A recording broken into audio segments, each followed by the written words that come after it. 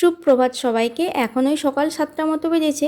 আমি এখন বসে পড়েছি আমার কাজে, এই মশলাপাতিগুলো গোছানোর জন্য। বড়মশাই কালকে বাজার করে নিয়ে এসেছে, কিন্তু কালকে এতটাই শরীর খারাপ ছিল যে কালকে রাত্রে কোনো কিছুই গুছিয়ে রাখা হয়নি, যার জন্য আজকে সকালে প্রচুর কাজ। আর আমার ছেলের এখন লক্ষ্মী পুজোর পর থেকে কিন্তু স্কুল খুলে গেছে।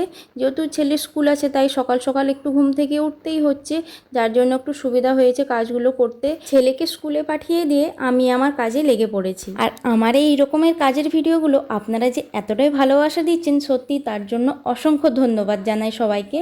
আর কি বলুন তো, বাড়িতে অনেক রকমের কাজ থাকে, সব রকমের কাজ তো আর সব কিছু দেখানো সম্ভব না। তারপরেও আমি চেষ্টা করি একটু একটু করে আপনাদের সাথে আমার কাজগুলো শেয়ার করতে। আর এইভাবেই আমি আমার বাড়ির কাজ নিয়ে সারাদিন ব্যস্ত থাকি, এর মধ্যেই আমি ভালো থাকি।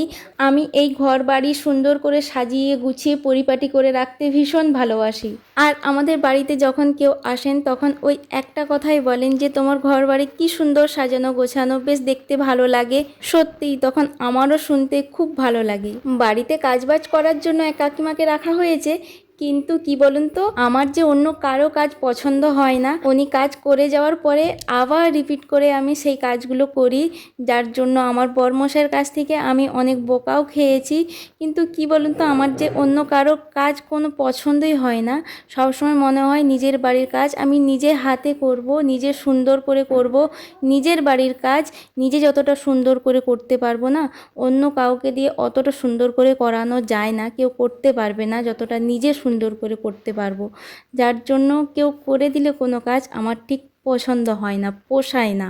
আর আমি যতদূর জানি, যে ঘর বাড়ি সুন্দর গোছানো পরিপাটি থাকে সেই বাড়িতে স্বয়ং মা লক্ষ্মী বিরাজ করেন। এই ভিডিওটি এই পর্যন্তই। দেখা হচ্ছে আবারও অন্য কোনো নতুন এক ভিডিওর সাথে।